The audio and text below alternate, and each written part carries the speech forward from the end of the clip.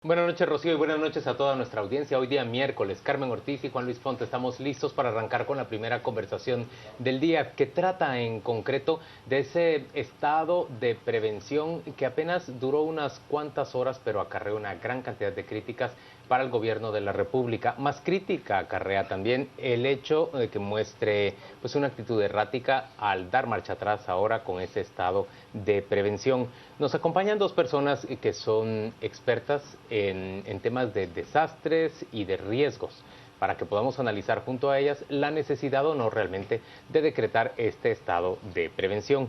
Están con nosotros Alejandro Maldonado, quien es ex secretario de la CONRED, la Coordinadora Nacional para la Reducción de los Desastres, y Benedicto Lucas, especialista en temas de ambiente y gestión de riesgo.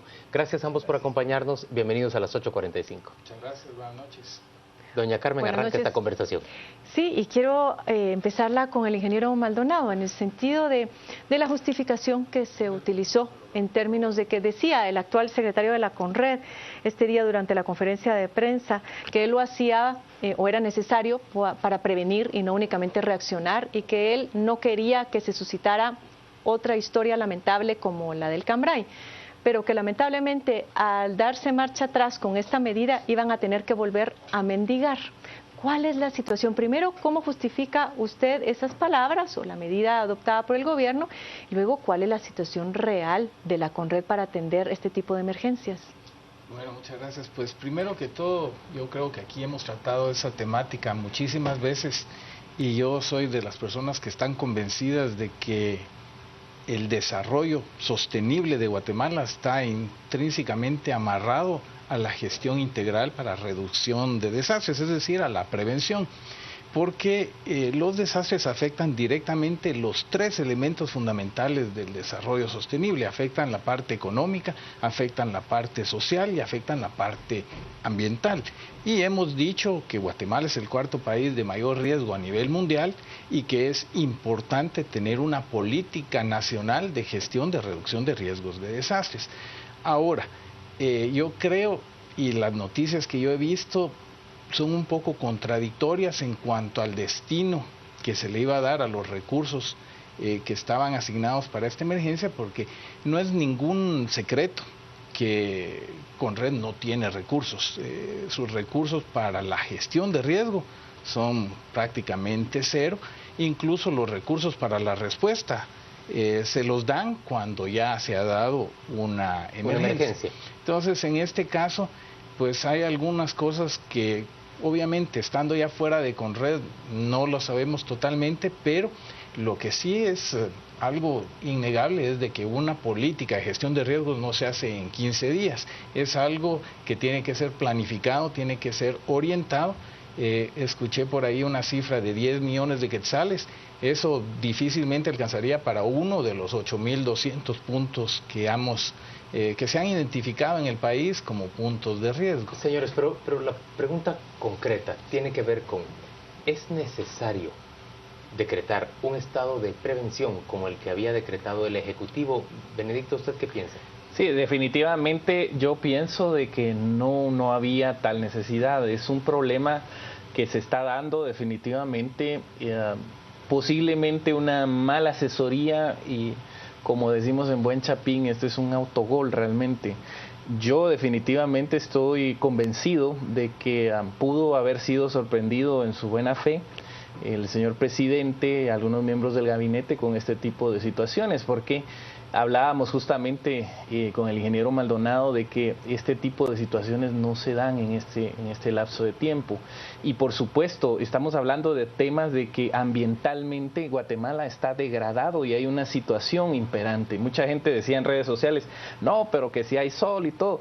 Creo que realmente hay que ser justos y dimensionar lo que está sucediendo. Guatemala ha venido con un proceso acelerado de degradación de sus recursos naturales que nos hace más vulnerables como país, pero estamos hablando de dos o tres temas muy distintos que los tratan de meter en un solo. Y el volumen de lluvias que se han observado durante el mes de septiembre no ameritan una declaración de un estado, yo no voy a decir de prevención, pero de un estado excepcional que permita en todo caso comprar con agilidad para estar listos para enfrentar esa emergencia. Sí, aquí hay dos cosas, ¿verdad? Primero que todo, la figura de estado de prevención por lo menos en mi gestión de más de 13 años al cargo de Conred, nunca la utilizamos porque no se adecuaba y la asesoría jurídica nos indicaba que no era para nada útil para este tipo de propósitos. Primero que todo porque está limitada para 15 días. Segundo, porque cuando fue creada en época, hace muchísimos años, creo que de Peralta Zurdia, no fue creada con la visión de gestión de riesgo.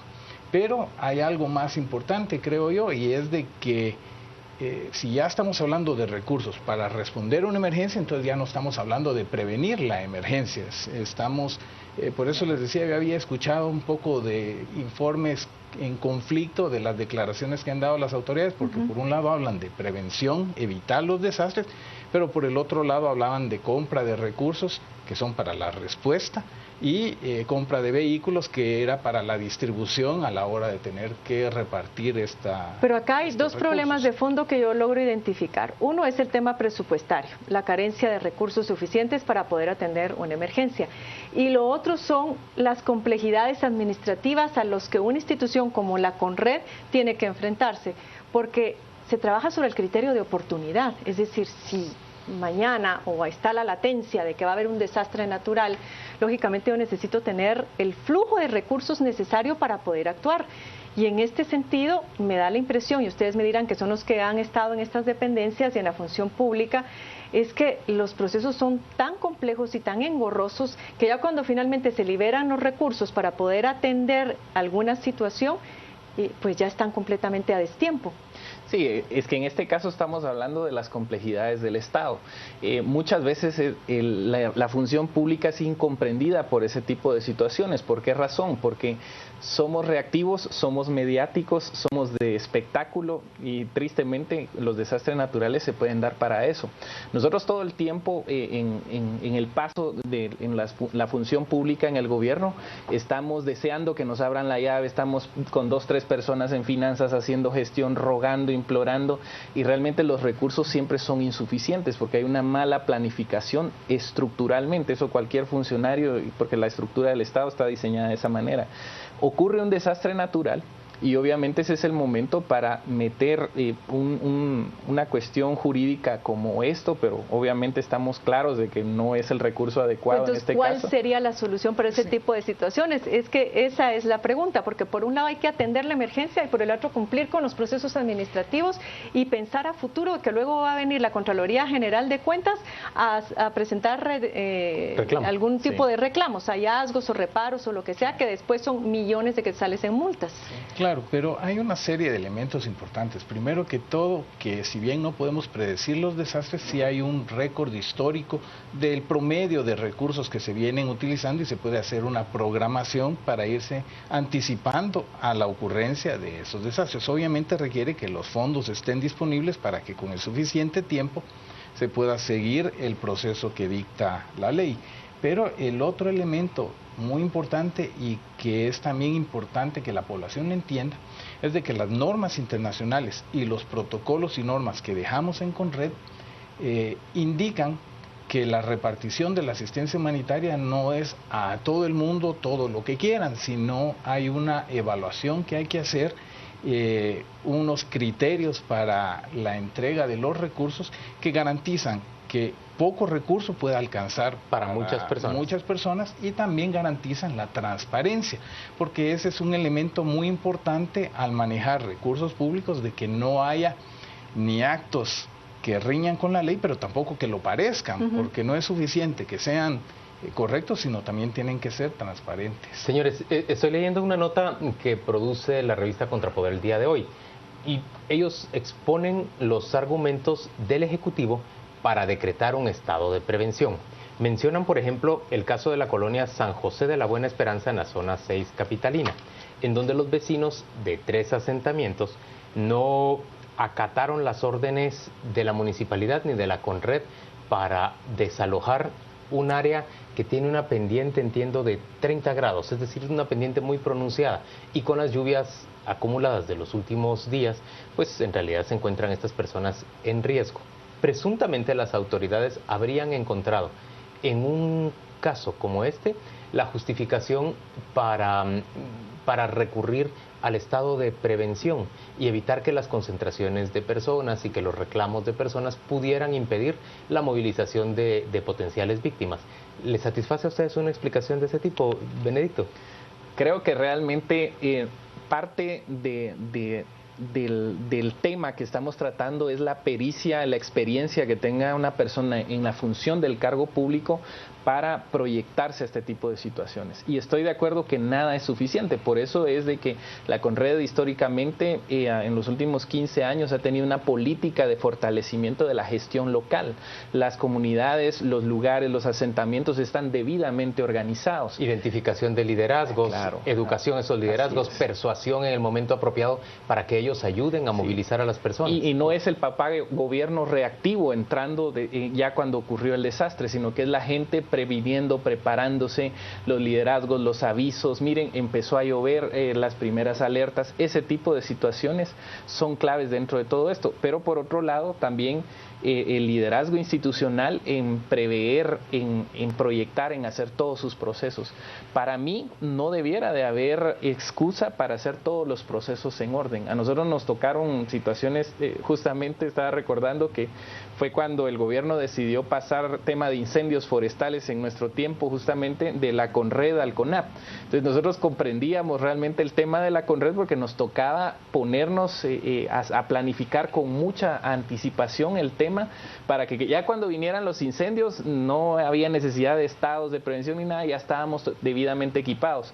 Sin embargo, los desastres naturales en Guatemala, con la degradación de los suelos que tenemos, la degradación de recursos naturales, la vulnerabilidad, ahorita está volviendo a llover como hace 10, 15 años, esto ya se hace insostenible y es difícil de prever. Vamos a ir a una pausa comercial, pero al volver queremos obtener la opinión del ingeniero Maldonado y queremos también conocer todas sus preguntas y comentarios por medio de las redes sociales para planteárselos a nuestros invitados. Y del ingeniero Maldonado lo que queremos saber es si él piensa que se justificaba o no, bajo estas explicaciones que ofrecen las autoridades del Ejecutivo, ese estado de prevención. Ya venimos.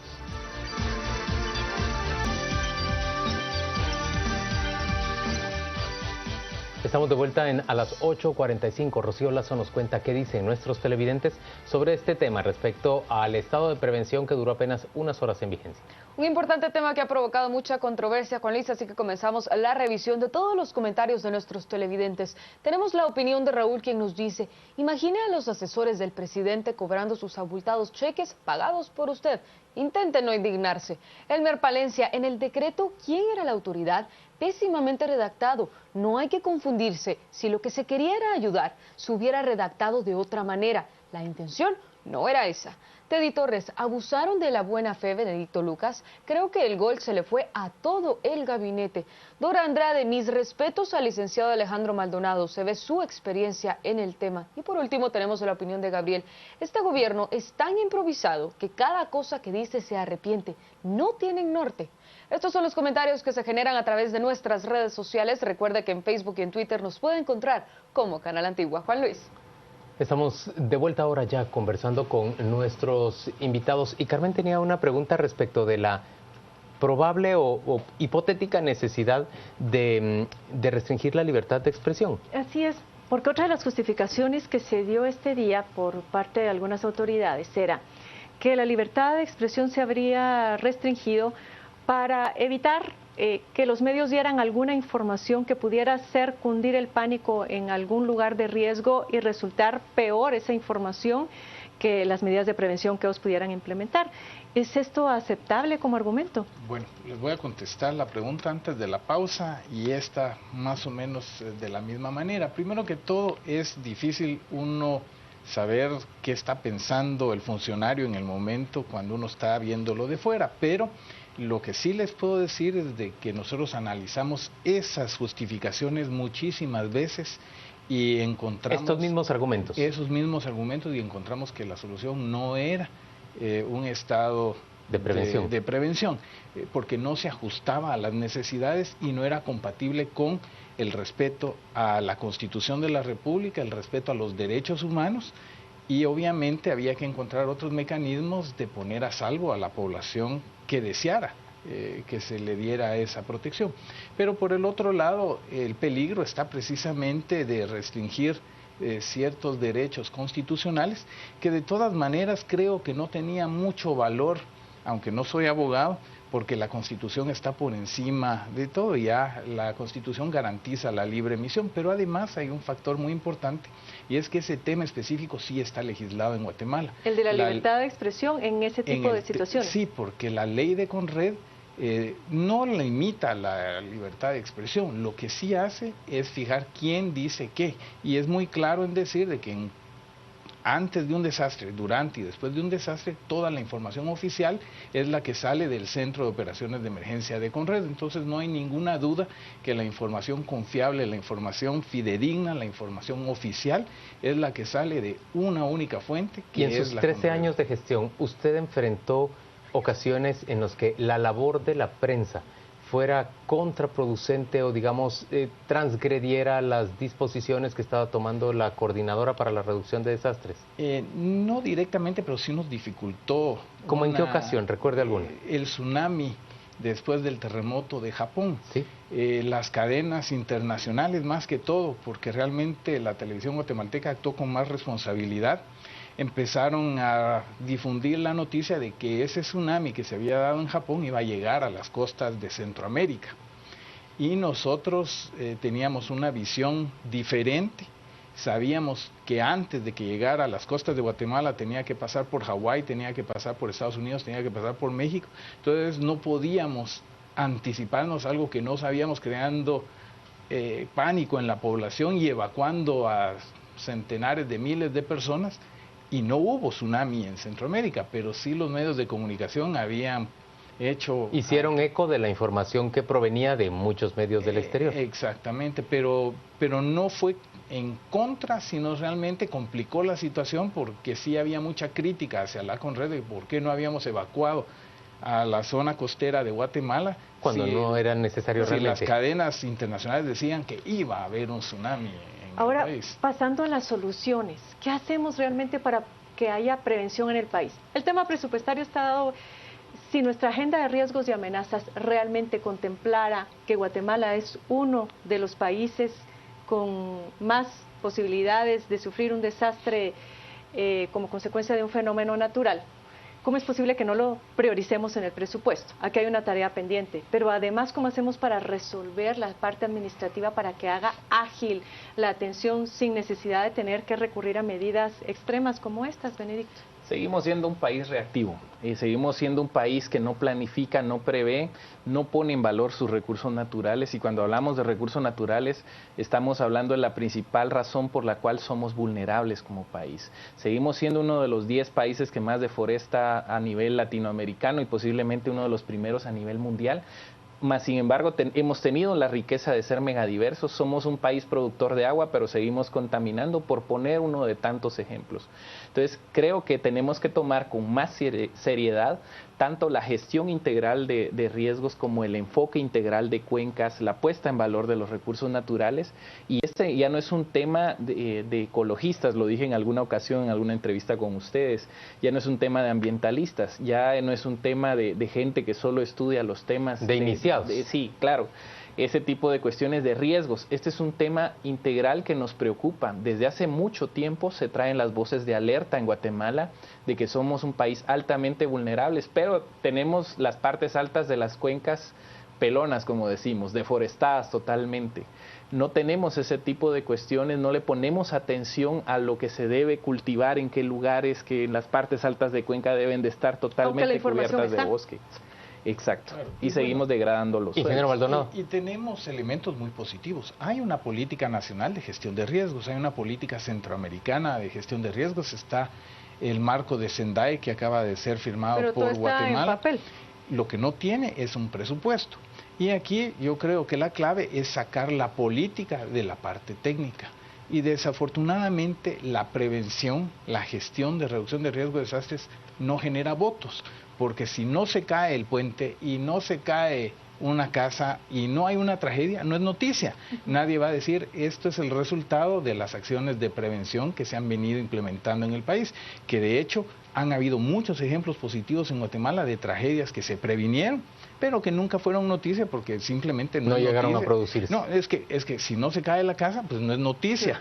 No, nadie va a reportar, miren, la acción de tal municipalidad evitó que se diera una tragedia. ¿Y usted cree que las entidades públicas informan sobre esos hechos? Es muy difícil. Primero que todo, por lo menos durante mi gestión en Conred, nunca invertimos en publicidad. Pero no hace falta publicidad, digamos, emitir comunicación para que la prensa recoja esos datos respecto a que se ha evitado una tragedia o un desastre por tal y tal razón. Se traslada la información, pero normalmente la propia población no le pone mucha atención a ese tipo de noticias, pero sí creo de que tenemos que incluirlo ya en el presupuesto como un eje transversal, como decía al principio. Todo el desarrollo, todo el futuro del país está amarrado a la gestión de riesgos. No podemos tener desarrollo en Guatemala si no gestionamos ese riesgo. Sí. Señores, gracias a ambos por acompañarnos a las 8:45. Vamos a la pausa comercial y volvemos para hacer análisis de coyuntura, para pasarle revista a los últimos hechos, entre otros, por supuesto, esa actitud aparentemente errática del gobierno de imponer un estado de prevención y luego dar marcha atrás con él. Ya venimos.